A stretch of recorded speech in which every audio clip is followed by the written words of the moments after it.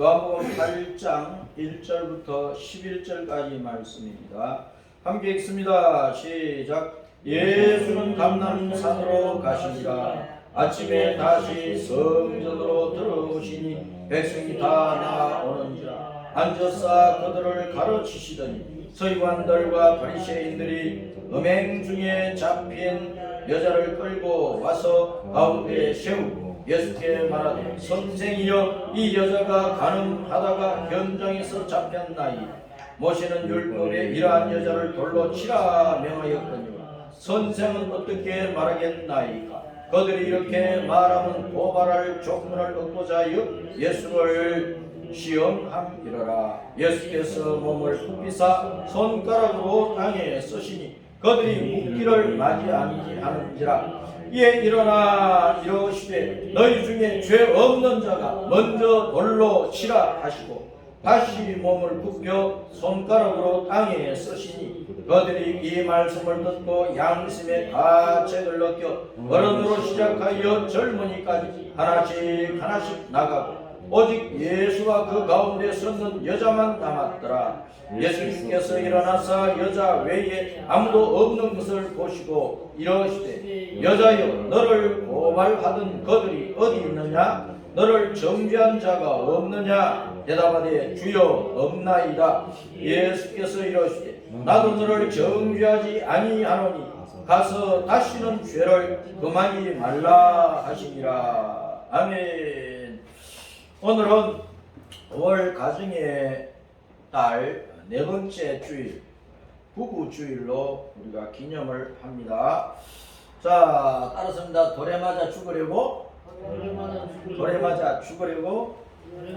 자, 이 말씀의 의미를 우리가 잘 새기고 우리 성도들의 가정이 거룩할 때 사회도 밝아지고 대한민국도 건전해지게 됩니다. 오늘날 시대가 너무나 악하고 엄난한 시대가 되었는데 우리는 본문의 말씀을 통해서 성도들의 가정이 어떠한 가정이 되고 부부가 어떻게 신앙 안에서 서로 마음을 모아서 주님 나라를 위해 헌신해야 될까 하는 것들을 잘 생각을 해봐야 되겠습니다. 자, 가정의 중심은 언제나 부부입니다.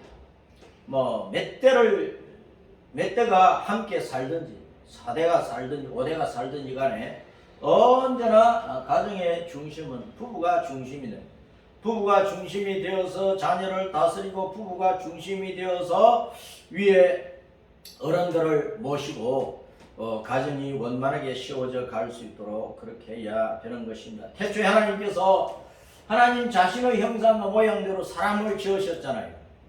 그러므로 이 땅에 있는 모든 부부도 남편과 아내, 신랑과 각시가 신랑과 신부가 하나님의 형상을 가지고 있어야 돼요. 하나님의 형상을 회복을 해야 된다는 것입니다. 그래서 예수님 안에서 부부가 믿음이 하나가 되는 것이 굉장히 중요한 것입니다. 결혼할 때는 기독교인이 아니고 아내가 불교이든 또 남편이 또 불교이든 다른 종교이든 이렇게 서로 종교가 다르고 신앙이 따라서 결혼을 할 수가 있습니다만 결혼한 이후에는 믿음이 하나 되도록 힘써서 부부가 하나님의 형상을 회복을 해요. 그래야 온전한 하나님의 자녀의 가정이 되는 것입니다. 이것이 너무나 중요하다. 오늘날 가정이 왜 문제가 많고 깨어지느냐? 남편 아내 각자의 마음속에 하나님의 형상과 모양이 이루어지지 않기 때문에 각자의 생각과 각자의 하고 싶은 일과 각자의 인생의 소망과 목표가 그런 것을 가지고 서로 갈등을 일으키고 부딪히고 싸울 수가 있습니다. 그래서 우리는 성도의 가정은 언제나 하나님 형상과 모양을 부부가 그 속에 이루어야 된다는 것을 중요하게 여겨야 되는 것입니다. 남자와 여자로 짝을 지어서 가정을 세워 주실 때 남자와 여자를 부부로 짝을 지어서 가정을 세워 주셨기 때문에 부부는 하나님의 형상과 모양으로 부부가 되어서 짝이 지어져야 된다는 것입니다. 그래서 가정을 이루어가는 것입니다. 여자는 남자를 도와 가정의 이 목적과 목표를 이루어야 됩니다. 하나님께서 남자를 돕는 아내를 남편을 돕는 배필로 세워주셨기 때문에 서로 돕는 가운데에서 가정의 그 목표와 그 목적을 이루어야 되는데, 부부 두 사람의 목표가 아니고 하나님께서 본래 가정을 세워주시면서 내가 세우는 가정은 이런 가정이다 하는 하나님께서 가정에 주신 목표가 있고 목적이 있어요. 그것을 부부는 항상 생각하면서 가정을 세워가야 된다는 것입니다. 남자 아담은 예수 그리스도를 표상하잖아요. 남자 아담은 예수님을 표상하고, 그러면 여자 하와는 누구를 표상하는 거예요? 네? 교회를 표상하는 것입니다. 자, 그래서 가정은 남자, 여자, 아담, 하와, 남편, 아내는 예수님과 교회의 상징이기 때문에 가정은 천국의 모형이 되는 것입니다. 그래서 가정은 천국 같은 가정을 이룰 수 있도록 부부가 협력을 해야 되고, 가정은 바로 하나님 나라 천국을 세우는 일에 헌신하는 가정이 되어야 된다는 것을 우리는 늘 기억을 해야 되겠습니다. 가정의 질서는 남자의 머리가 그리스도고 여자의 머리는 남자고, 그리스도의 머리는 하나님이고, 그리스도는 하나님의 본체고, 여자는 남자를 돕는 배필이다. 그렇기 때문에 교회는 예수님을 도와서 땅끝까지 복음을 전파해서 천국을 완성하는 일에 헌신해야 되는 것입니다. 자, 그래서 가정이 바로 이런 것이라는 거예요. 가정이 곧 교회고, 교회가 곧 이제 가정을 확대시킨 것인데, 가정들이 모여서 교회가 된 것인데, 교회는 또 확장시키면 천국의 모형이고, 그래서 모든 성도들의 가정의 그 성도들의 그 부부가 중심이 된 그 가정들이 모인 교회는 하나님 나라를 완성하는 일에 헌신하는 것입니다.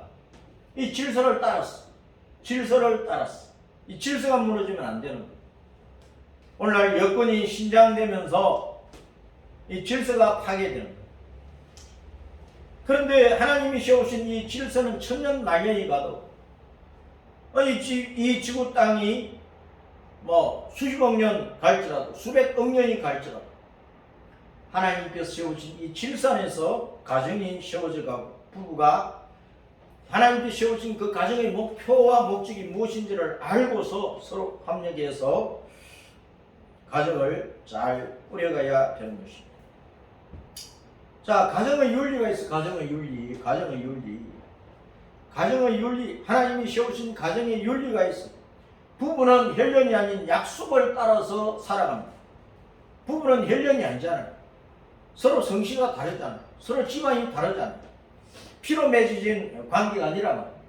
약속으로 맺은 약속. 결혼식장에서 주례자 앞에 신랑과 신부에게 반드시 주례자가 묻고, 거기에 따라서 신랑 신부가 예 하고 약속을 하는 것입니다. 그 약속으로 맺은 거예요. 부부는 평생 그 약속을 지킬 수 있어야 되는데, 오늘날 세상의 주례자가 하는 그 문구에 따른 약속보다도 하나님께서 주신 명령이 있고 말씀이 있는데, 계명이 있는데, 그 하나님께 주신 그 계명에 아멘하고 그 약속을 붙들고 부부가 사는 거예요.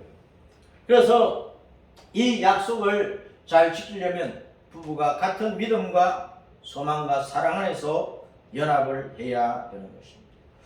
예수님과 교회는 생명 언약의 관계예요. 누구든지 예수님을 믿으면 멸망하지 않고 영생을 얻으리라 하는 그 생명 언약을 가지고 교회가 예수님을 주님으로 믿고 따라가는 것입니다. 그리고 천국은 믿음, 소망, 사랑으로 이루어지는 거잖아요. 그 가정은 천국의 축소판이 되는 것입니다. 그래서 여기에서 가정이든 또 교회든 여기에서 중요한 것이 뭐냐, 부부와의 관계, 또 주님과 교회와의 관계에 있어서 중요한 것이 뭐냐, 약속으로 맺어졌기 때문에 거기에는 정절이 있다. 죽기까지 정절을 지켜야 합니다. 부부는 부부로서의 정절을 지켜야 되고, 주님과 교회는 신앙의 정절을 지켜야 가정이 이루어지고 교회가 세워져 가는 것입니다. 이 정절을 더럽히면 가정도 교회도 무너지게 되어 있어요. 그래서 부부는 사랑의 정절을 지키고 주님과 교회의 관계도 사랑의 정절, 언약의 그 정절을 죽기까지 지켜야 되는 것입니다. 그래서 주님께서 제7계명으로 주신 것이 뭐냐? 따랐습니다. 간음하지 말라. 간음하지 말라. 부부가 자기 본 아내와 본 남편 외에 눈 돌리지만 다른 데 눈 돌리지 말아야 됩니다. 또 영적으로 하나님과 교회, 예수님과 교회 사이에 있어서 성도가 예수님을 주님으로 믿고 고백하고 따르기를 시작을 했다면 이 세상 끝날 때까지 그 주님만 믿고 따라가야지. 예수님을 믿고 따라가다가 우상에게 눈을 돌려버리고 다른 잡신들에게 눈을 돌려버리고 다른 종교에 눈을 돌려버리고 떠나간다. 그럼 그 정죄를 더럽힌 거예요. 간음한 거란 말이에요. 그래 육신의 간음과 영적인 간음 두 가지를 다 생각을 해야 됩니다. 이 간음하지 말라 하는 이 제7계명은 아주 중요한 것입니다. 어떤 부부든지 간에 이 간음하지 말라는 이 가정의 윤리를 믿음 안에서 잘 지키면서 가정을 세워가야 돼요. 그래서 이 가정을 주신 또 제7계명을 주신 하나님의 뜻은 뭐냐? 따랐습니다. 음란을 버리고 거룩하라. 거룩하라. 네. 자 보십시오. 데살로니가 전서 4장 3절부터 5절까지 시작. 하나님의 뜻은 이것이니 너희의 거룩함이라. 곧 음란을 버리고 각각 거룩함과 존귀함으로 자기의 아내 대할 줄을 알고 하나님을 모르는 이방인과 같이 세욕을 따르지 말고. 남자들이 정욕에 빠지기 쉽거든. 그러니까 모든 남자들이 말하기를 각각 거룩함과 존귀함으로 자기 아내 대할 줄을 알아라. 다른 여자에게 눈 돌리지 말아라. 올라오는 남자나 여자나 다 이제 이 성적인 죄에 빠져 살아가는 시대가 되어버렸어요. 그런 시대 속에서 이 악하고 음란한 이 세상 속에서 교회의 가정들, 믿음의 부부들은 서로 조심해야 된다. 하나님의 뜻은 뭐냐? 거룩한 것인데 거룩한 것이 뭐냐? 음란을 버리는 것이란 말이에요. 육신적인 음란도 있고 영적인 음란도 있는 것입니다. 그래서 이 음란을 버리고 자기 아내, 자기 남편에게 죽기 살기로 믿음과 소망, 사랑 안에서 남편이 할 책임, 아내가 할 책임을 다하면서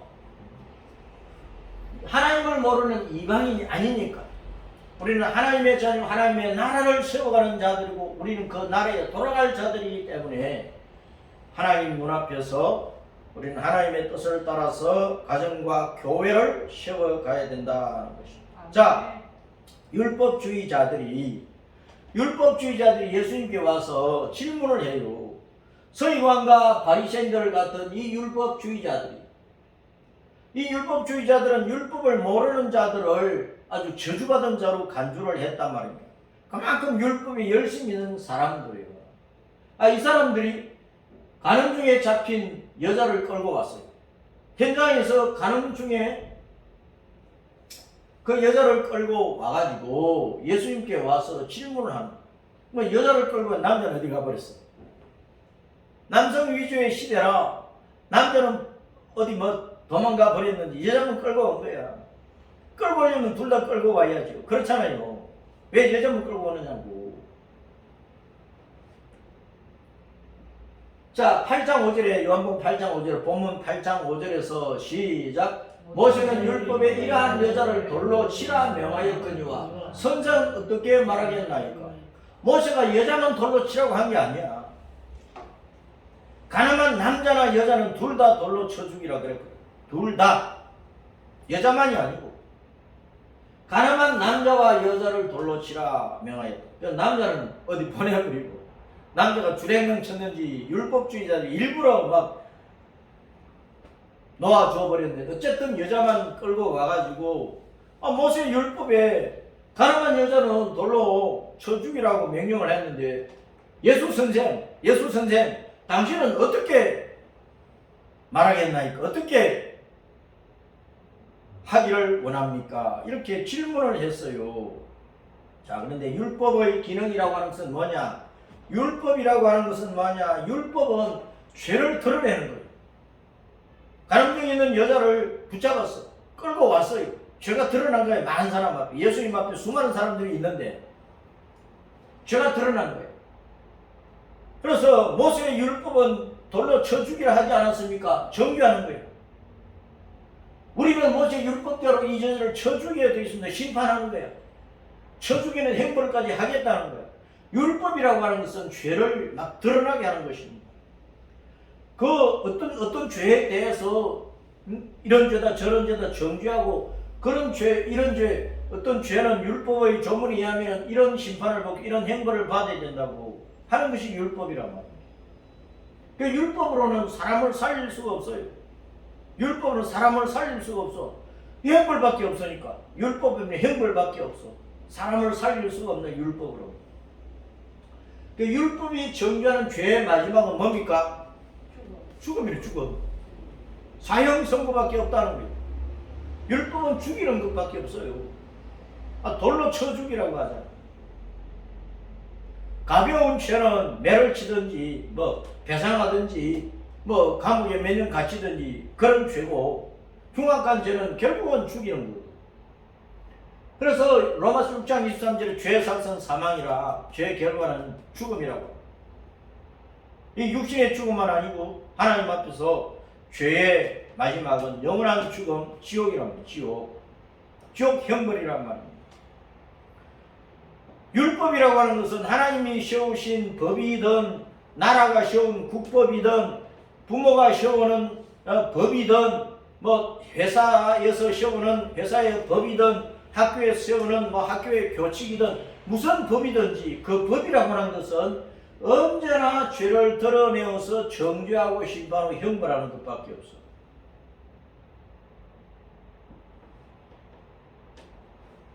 예수님이 대답을 하십니다. 요한복음 8장 7절 시작. 그들이 묻기를 맞이 아니하는지라 이에 일어나 이러시되 너희 중에 죄 없는 자가 먼저 돌로 치라. 그래? 그렇다면 너희 중에 죄 없는 자가 먼저 돌로 치라. 이 여자를 돌로 쳐 죽여야 된다고 율법에서 분명히 말했는데 그것은 맞다. 그럼 너희 중에 죄가 없는 사람이 먼저 돌로 치라는 거야. 돌로 치기는 치는데 너희 중에 죄 없는 자가 먼저 돌로 치라. 죄 없는 자가 있겠어요? 없다는 거예요. 죄 있는 자가 있느냐 없느냐? 죄 없는 자가 있어요? 없어요. 10편 14편 1절 로마서 3장 13절 모든 사람이 죄인이야. 모든 사람. 죄 없는 사람이 없어. 그래서 하나님의 영광에 이럴 수가 없는 거예요. 주님은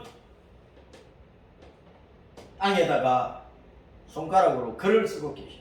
너희 중에 죄 없는 자가 먼저 이 돌처럼 해봐라. 그렇게 말씀하시고 몸을 굽혀서 땅에다가 손가락으로 뭔가를 쓰고 계시는 거예요. 땅에다가 글을 쓰고 계셨어요. 8장 8절 시작. 다시 몸을 굽혀 손가락으로 땅에 쓰시니 그가 손가락으로 땅 안에 글을 쓰셨다. 그런 뜻입니다. 헬라 원문에 보면 오른쪽에서 세 번째 에이스라고 하는 것이 영어로 인이라는 뜻. 인. 그 땅 속에다가 에이스 10 개인데 개라고 하는 것은 이제 땅을 말하는 거예요. 땅 속에다가 땅 안에다가 글을 쓰셨어요. 예수님이 손가락으로. 땅 위에 이제 글을 쓸 때 그 손가락으로 글을 쓸 때 흙이 파이잖아요. 흙이 파입니다. 저 바닷가 모래밭에 가서 글을 쓰면 그 모래가 막 파이면서 글이 쓰여지는 거라.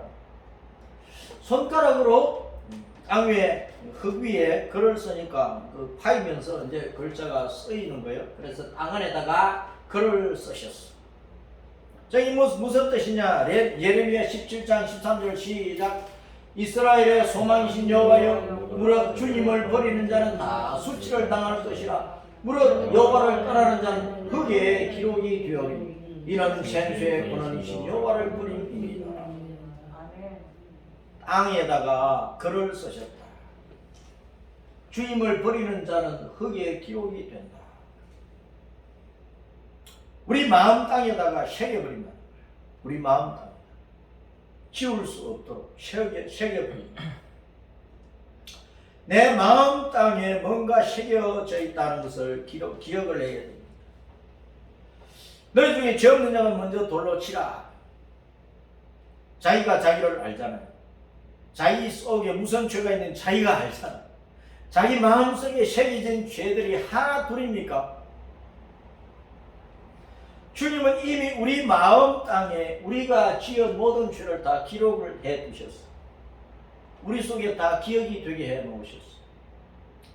우리 마음 땅에다가 우리가 지은 죄를 어릴 때부터 늙어 죽을 때까지 한평생 지은 죄를 다 기억나도록 해놨다니까. 새겨놨다. 우리가 잊어버린 죄도 있겠지만 우리 의식과 무의식 속에 주님께서 우리가 지은 모든 죄를 다 기록을 해 놓으셨어요.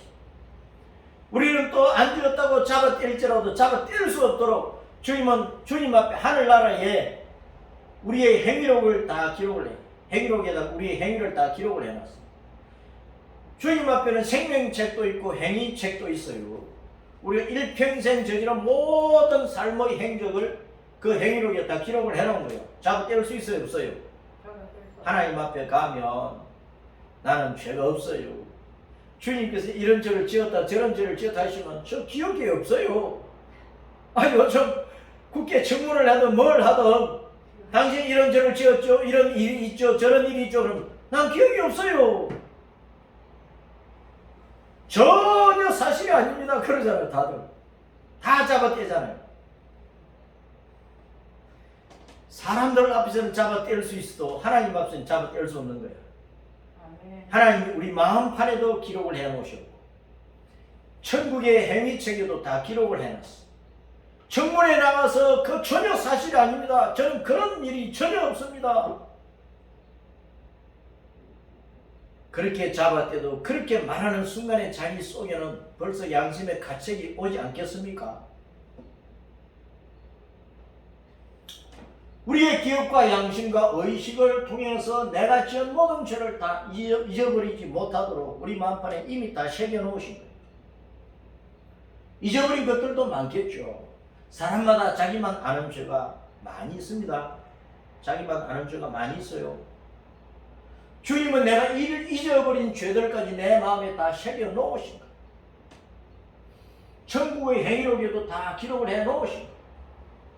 주님은 우리의 깊숙이 감춰진 것들까지 다 아신다고 시편 139편에서 말씀을 하고 있습니다. 주님께서 땅에 손가락으로 뭔가를 쓰셨어. 이 죄들을 돌로 쳐 죽이라고 모세 율법에 기록되어 있는 쳐 죽이에 되겠지요. 그렇게 묶어있는 그 서기관과 바리새인들의 죄를 주님께서 다 쓰신 것입니다. 그들의 마음판에 새겨놓으신 것입니다. 우리는 쉽게 남을 정죄할지라도 우리 속에는 그보다 더 많은 죄들이 많다는 거예요. 서기관과 바리새인들 속에는 가늠 중에서 현장에서 잡혀가 예수님께 끌려 그 여자보다 더 많은 죄들이 있다는 것입니다. 오늘날 우리는 우리 마음 속에 있는 죄들을 살펴봐요. 그런 모든 죄들이 때가 되면 다 드러나서 심판을 받게 될 것입니다. 주님 앞에 서면 다 심판받는다. 주님께서 상 줄 자에게 상을 주시고 벌 줄 자에게 벌을 주시는 거예요. 우리의 죄를 주님께서 금광석 철필로 기록을 해 놓으셨대요. 금광석은 아주 단단하고 유리를 막 끊어버리고 절단을 해버리고 쇠를 막 끊어버리고 그러잖아요. 자, 예레미야 17장 1절 시작. 유다의 죄는 금광석 끝 철필로 기록되고 그들의 마음판과 그들의 제단 뿔에 새겨졌고 마음판에 새겨놓은 마음판에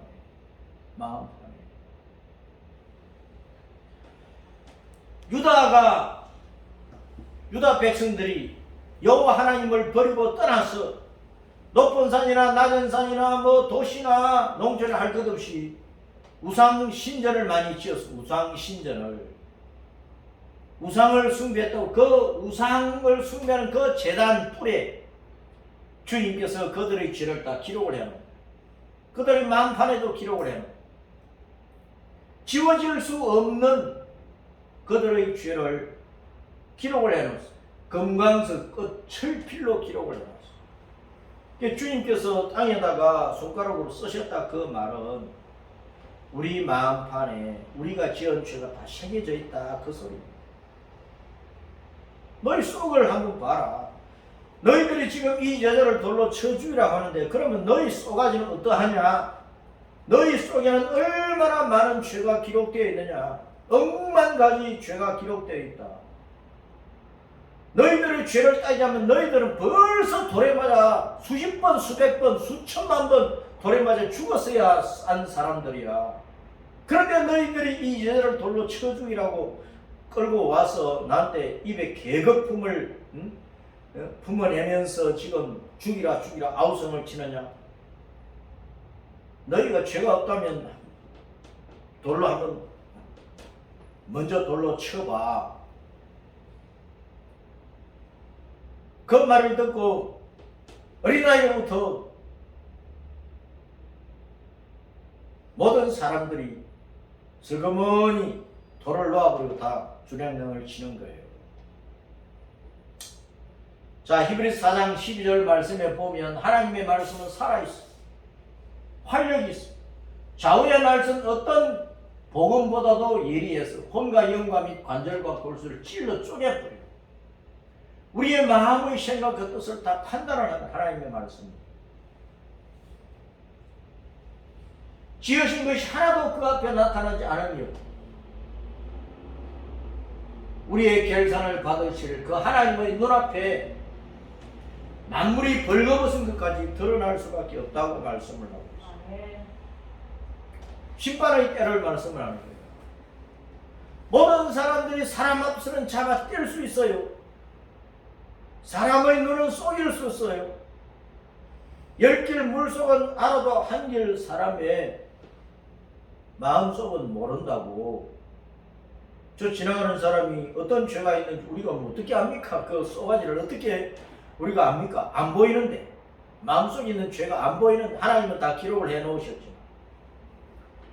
그런데 하나님의 눈을 피할 수 없는 때가 와. 마지막 심판 때가 오는 거예요.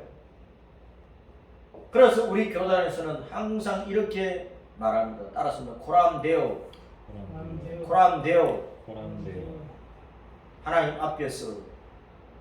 하나님 앞에서 바르게 살자 그 말. 하나님의 눈앞에서 바르게 살자 그 말. 동서남북 사방을 바라봐도 아무도 나를 보는 사람이 없어. 위를 바라봐도 새도 한 마리도 없고 아래를 바라봐도 쥐도 한 마리도 없어. 내가 뭘 하는지 보는 것들이 아무것도 없어. 그러면서 사람들은 대담하게 죄를 짓습니다. 그러나 보시는 분이 계셔. 하나님께서 우리를 다 살펴보고 계신다.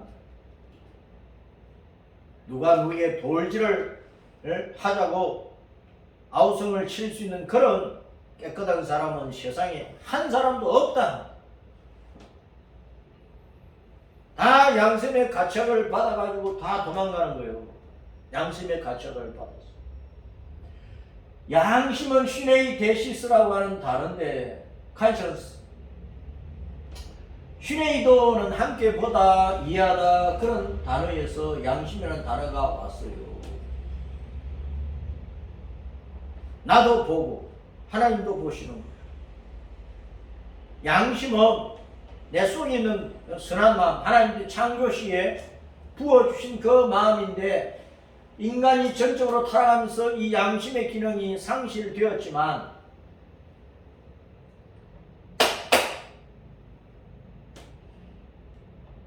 타락한 마음에 진리가 들어오면 양심의 기능이 회복이 되는 거예요. 예수님을 믿고 하나님의 말씀이 내 속에 들어오면 성도들의 그 양심이 점점 살아납니다. 예수님 믿기 전에는 양심이고 뭐고 없이 제 욕심껏 온갖 죄를 저질렀어도 예수님을 믿고 진리의 말씀이 들어오면 양심의 기능이 살아나는 거예요. 그래서 하나님께서도 나를 보고 계시고 하나님이 내게 주신 양심이 나를 보고 있어. 그래서 이놈 가면 안 되지 그러는 내 속에 있어. 함께 보다 이해하라. 양심을 함께 보는 거예요. 주님께서도 나를 보고 계신다는 것을 우리는 항상 기억을 해요. 낱말은 새가 듣고 반말은 쥐가 듣는다고. 아무도 없는 것 같아도 누군가 나를 보고 있어. 사람이 안 봐도 기계가 보고 있어. CCTV가 보고 있어. 그래서 위에서도 나를 보고 있고 땅에서도 나를 보고 있고 우편에서도 나를 보고 있고 좌편에서도 나를 보고 있고 나를 보고 있는 게 많다는 것을 우리는 기억을 해요. 그래서 함께 나를 보고 있는 것이 많다는 거예요. 그러므로 우리는 죄를 짓는 것을 두려워해요. 겁없이 담대하게 죄를 짓다가는 망하는 것입니다. 이 여자를 돌로 쳐 죽여야 된다고 아우성 치던 사람들이 주님의 말씀 들으니까 양심의 가책을 받는 거예요. 너희 중에 죄 없는 사람이 먼저 돌로 쳐봐라 하니까 전부 다 양심의 가책을 받는 거예요. 주님의 말씀을 들을 때, 주님의 말씀 내 안에 들어올 때 양심의 기능이 살아나는 거예요. 그래서 내 속에 있는 죄를 보게 된다. 내 속에 있는 죄를 알게 되는 거예요. 진리의 믿음으로 착한 양심을 일으키게 되는 거예요. 내 양심이 성령 안에서 나와 더불어 정언합니다. 내 안에 양심도 있고 내 안에 성령님도 계셔. 내 안에 주님이 계셔. 내 양심이 나를 보고 주님께서도 나를 보시는 거예요. 이방 종교의 사람들은 이런 의식이 없어요. 이방 종교는 기복 종교 아닙니까? 땅에 있는 것을 어쨌든 많이 거두어서 잘 먹고 잘 살고자 하는 그 자기 육신의 모든 욕망을 채우고자 하는 것이 땅의 종교예요. 이방 종교예요. 잡신을 숭배하는 종교는 다 육신의 욕망을 채워주기를 바라는 그 목적에서 이방 신들을 섬긴단 말이에요. 그런데 하나님은 우리가 육신의 더러운 욕망에서 벗어나서 우리 영혼이 구원을 받아 천국 가야 되는 것을 말씀을 하기 때문에 주님이 내 안에 계시고 성령님께서 내 안에 계시고 말씀이 진리가 내 안에 들어오면 양심의 기능이 살아나는 거예요. 그래서 양심이 나를 채찍질하는 거예요.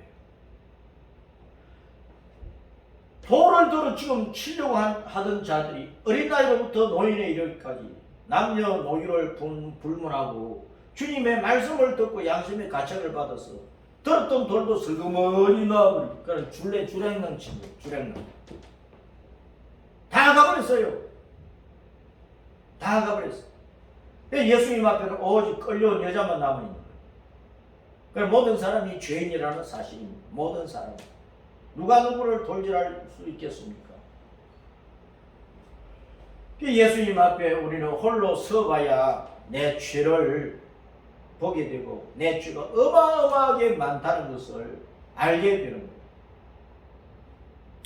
8장 9절 시작. 그들이 이 말씀을 듣고 양심의 가책을 느껴 어른으로 시작하여 젊은까지 하나씩 나가고 오직 예수님과 그 가운데 서는 여자만 남았더라. 예수님 말씀 들어야 양심의 가책을, 예수님 말씀 진리가 들어와야 양심의 기능이 살아납니다. 오늘날 세상이 얼마나 악합니까? 사람 죽이는 것을요 즐거움으로 쾌락으로 여기는 시대가 되어버렸어요. 양심의 가책도 없어요. 오늘날 세상에 다 하나님을 버리고 사니까, 예수님을 버리고 사니까, 진리를 버리고 사니까 그런 거예요. 그러나 우리 성도들은 예수님 안에 있고 성령님 안에 있고 진리 안에 있기 때문에 진리가 내 안에 있기 때문에, 예수님이 성령이 내 안에 계시기 때문에, 내가 예수님이면 예수님이 내 안에, 내가 성령이면 성령이 내 안에, 내가 진리하면 진리가 내 안에, 그러니까 하나가 되어 있는 거예요. 그런 양심의 기능이 살아나는 거죠. 죄를 무서워, 죄를 싫어하고, 하나님의 눈을 늘 의식을 하고 최후의 심판자이신 주님을 의식하는 것입니다. 내가 예수님 앞에 홀로 서 있어야 내 죄가 얼마나 크고 얼마나 많은지 알게 되고, 그래서 주님 앞에 엎드려서 주님 나는 죄인입니다 고백할 수밖에 없어요. 주님의 처분만 기다릴 수밖에 없는 거예요.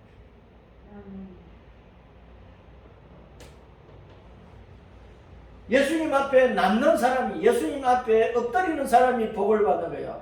양심의 가책을 받고 다 도망가 버려서, 도망가 버리면 구원의 기회가 없는 거예요.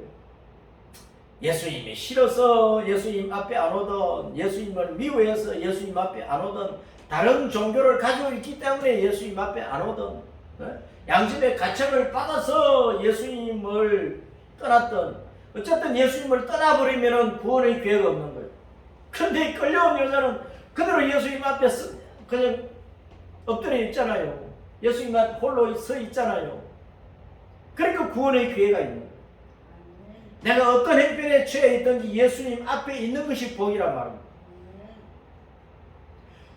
예수님 앞에서 죄가 드러나면 드러날수록 예수님께 내 죄를 용서해달라고 울부짖을 것 아닙니까? 그러니까 예수님의 긍휼과 자비와 사랑의 은총 가운데 죄를 용서하고 구원을 받을 기회가 있는 거예요. 예수님 떠나면 망하는 것입니다. 어떤 행편에서든 예수님 떠나지 말고 그냥 예수님 앞에 있어요. 죄를 지었으면 회개하고,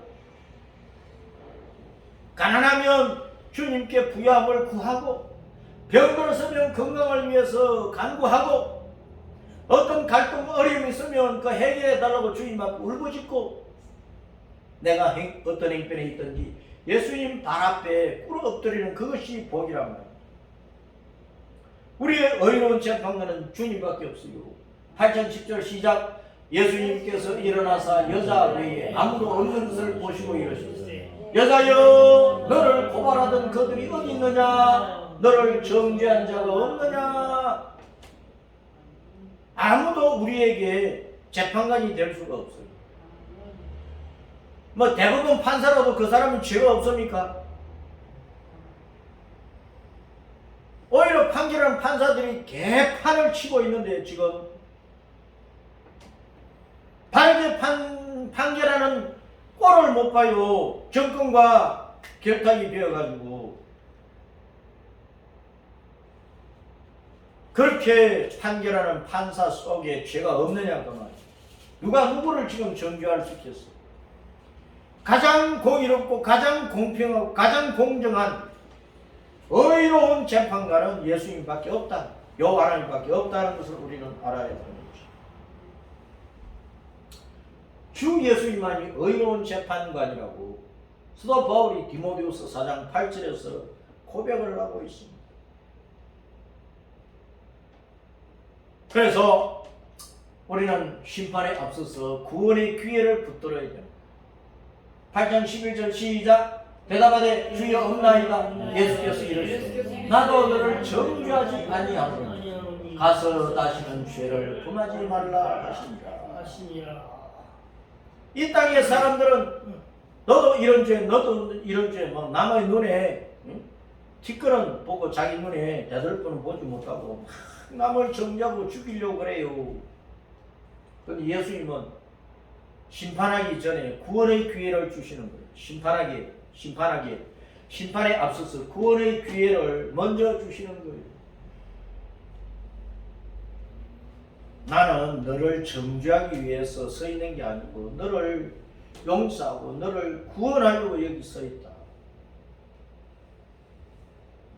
구원받은 다음에 가서 다시는 죄를 범하지 말아라. 우리 예수님은 앞으로 심판주로 의로운 재판관으로 다시 오실 것입니다. 다시 오시기까지 주님은 구원의 주님으로 계시는 거예요. 구원의 주님으로 우리 앞에 서 계신다 말입니다. 정죄하고 심판하고 죽이는 예수님이 아니라 그 모든 부끄러운 죄를 용서해 주고 그 죄의 결과인 사망의 우리를 건져가지고 우리를 하나님의 자녀로 삼아 천국으로 데리고 가시려고 구원의 주님으로 우리 앞에 서 계신다고. 그 예수님의 우리는 바짓가랑이 붙들어야 그 예수님 발 앞에 엎드려야 되고 그 예수님을 붙들고 우리는 눈물을 흘리며 회개하고 주님 나를 용서하시고 나를 건져주세요. 예수님만이 나의 소망이십니다. 그렇게 울부짖어야 되는 것이라 그 말입니다. 예수님은 먼저 구원의 기회를 주시고 그 후에 나중에 이제 최종적으로 심판하실 것이다. 요한복음 3장 16절부터 18절 시작. 하나님이 세상을 이처럼 사랑하사 독생자를 주셨으니 이는 그를 믿는 자마다 멸망하지 않고 영생을 얻게 하려 하십니다. 하나님이 그 아들을 세상에 보내신 것은 세상을 심판하려 하시며 그로 말미암아 세상이 구원을 받게 하려 하십니다. 그를 믿는 자는 심판을 받지 아니하는 것입니다. 믿지 아니하는 자는 하나님의 독생자 이름을 믿지 아니하고 벌써 심판을 받는 것입니다. 예수님이 없는 사람은 벌써 심판 아래에 있는데 그런 사람들을 구원해서 영생을 주셔서 천국으로 데리고 가시려고 예수님이 구원의 주님으로 우리 앞에 서 계신다 그 말. 영적으로 보면 모든 사람이 다 가늠한 여자들입니다. 영적으로 보면 야고보 4장 4절에 너희 가늠한 남자와 여자들아 그래서 우리 한글 성경 그냥 너희 가늠한 여자들이여 그렇게 기록되어 있지만 서판 원문 성경에는 너희 가늠한 남자와 여자들아 그렇게 말씀을 하고 있습니다. 너희 가늠한 남자와 여자들아 세상과 벗된 것이 하나님과 원수됨을 알지 못하느냐. 그런즉 누구든지 세상과 벗이 되고자 하는 자는 스스로 하나님과 원수되는 것이니라. 교회에 주신 말씀이라고. 예수님을 구주로 예수님을 참 신랑으로 믿고 사는 성도들이 다른 이방 종교에 기웃거리고 다른 미신 풍습 문화에 빠져버리고 예수님 버리고 다른 잡신을 숭배하는 데 가서는 안 된다 그 말입니다. 그 자체가 영적인 가늠이니까. 그럼 너희 가늠한 남자와 여자들 육신적으로도 세상의 모든 사람들이 가늠하지 않은 사람이 누가 있어? 영적으로도 가늠하지 않은 사람이 누가 있어요? 예레미야 3장 20절 시작. 그런데 이스라엘 족속아 마치 아내가 그의 남편을 속이고 떠나간 것이 너희가 확실히 나를 속였느니라. 여호와의 말씀이라. 에스겔 23장 37절 그들이 행음하였으며 피를 손에 묻혔으며 또 그 우상과 행음하여 내게 낳아준 자신들을 우상을 위하여 빠져로 살았어. 하나님을 떠나서 우상 숭배, 잡신 숭배, 다른 종교에 빠져버리면 영적으로 가능한 거예요. 그래서 이 세상의 사람들을 향해서 주님께서 말씀하십니다. 참 신랑에게로 돌아오라. 요한복음 4장 17절 18절에서 여자가 대답하여 이르되 나는 남편이 없나이다. 예수께서 이르시되 내가 남편이 없다는 말이 옳다. 너에게 남편 5이 있었다. 지금 있는 자들은 내 남편이 아니다. 네가 그렇게 말하는 게 옳다는 거예요. 그럼 참 남편은 누구란 말입니까? 예수님이 참 남편이에요. 사마리아 여자에게. 지금 남편 6번째 남편을 가지고 있잖아. 6번 남편을 가지고 있지만은 뭐 행복이 있겠어요? 없지. 이 남자 저 남자 자꾸 뭐 가르치기 하고 이혼을 밥 먹듯이 하고 재혼을 밥 먹듯이 해봐요. 거기에 재미가 있고 뭐 행복이 있는지 없다니까.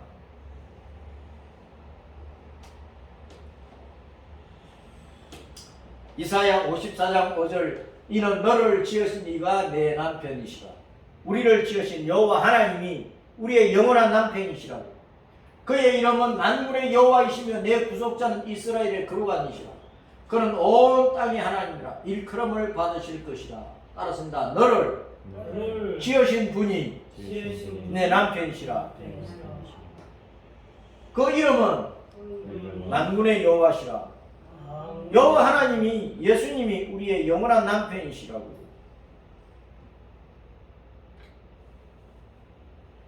호시아 2장 16절 여호와께서 이르시되 그날에 내가 나를 내 남편이라 일컫겠고 다시는 내 바알이라 일컫지 아니하리라. 이스라엘 사람들이 유대인들이 바알과 아세라 같은 온갖 이방 신들을 섬겨버리면서 여호와 하나님을 버리고 떠났잖아요. 그 영적인 간음이라. 그래서 바알 숭배, 아세라 숭배, 온갖 잡신 숭배 다 버리고 여호와 하나님께로 돌아오라. 다시 돌아오라. 내가 받아줄게. 그 말이야. 너희들이 돌아와서 여호와를 내 남편이라 그렇게 부르고 다시는 바알이 내 남편이다 그렇게 말하지 아니하리라. 진실한 회개를 주님께서 원하신다. 그 말. 성경에 보면 돌에 맞아 죽는 죄들이 많아요. 하나님을 못 오가는 사람들, 우상 숭배하는 사람들, 간음한 남자나 여자들, 또 무당이나 박수, 마법사, 점쟁이 같은 접신자들, 또 부모를 거역한 사람들, 사람을 떠받아 죽인 소와 주인까지도, 또 천열매의 11조를 도둑질한 자도 돌로 쳐주라고 합니다. 이런 것들을 잘 기억을 해요. 그런데 죄인들을 쳐주는 그 돌은 도대체 누구를 의미하는 거나 영적으로? 돌로 치다의 돌은 일반적인 그 돌멩이 리도스라고 하는 건데 헬라가 리도스고 히브리어는 에벤이에요. 에벤에셀, 그 다음에 돌, 에벤이라는 단어를 우리가 잘 기억을 하고 있는데 히브리어 에벤이나 헬라어 리도스는 돌이 일반적으로 그냥 돌이란 뜻이에요. 그 돌에 헬라의 페트로스는 조각돌이라 그랬죠. 큰 바위에서 떨어져 나온 돌들. 예수님을 반석이라고 페트라. 예수님이 반석이라.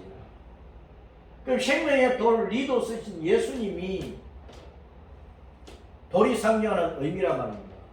그 돌로 쳐 죽인다 그 말은 이런 죄를 지은 사람은 돌로 쳐 죽이라 모세 율법에 그렇게 되어 있는 것은 바로 그러한 죄는 모든 죄들 가운데 흉악한 죄고 큰 죄이기 때문에 돌로 치라 그 말은 돌로 치는 죄 외에 다른 죄도 마찬가지로 심판을 받게 되는데 그 돌로 쳐 죽이는 그 돌은 예수님을 나타내는 거예요.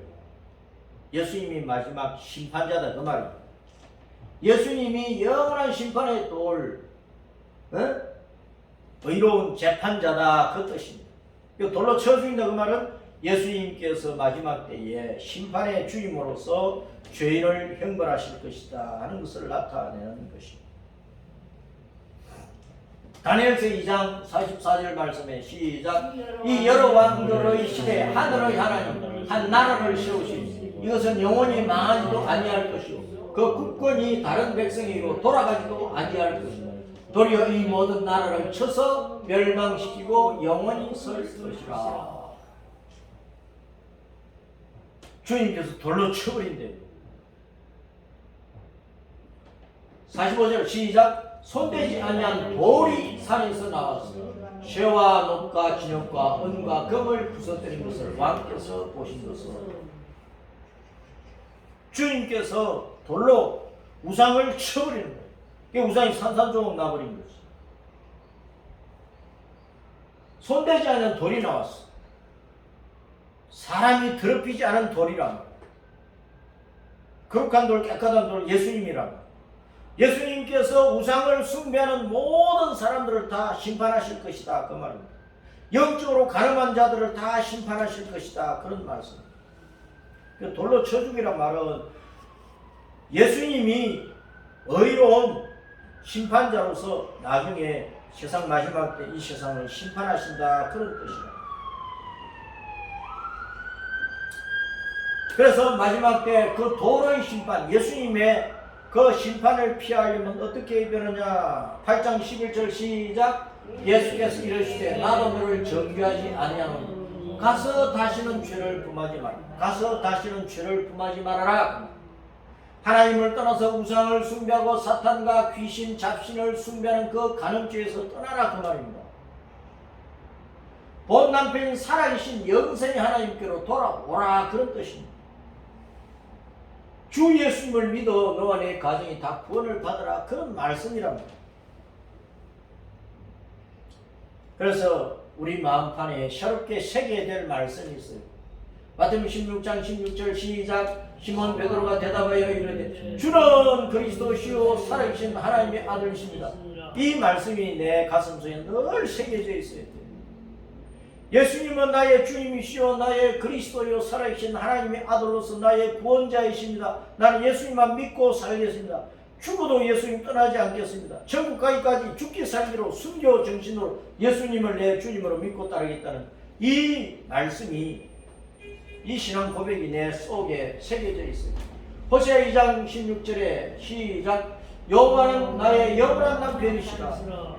여호와가 내 남편이라는 그 고백이 내 속에 늘 새겨져 있어요. 계시록 19장 7절 8절 시작. 주 예수님은 나의 영원한 신랑이시다. 예수님이 나의 영원한 신랑이십니다. 내 마음속에 새겨져 있어요.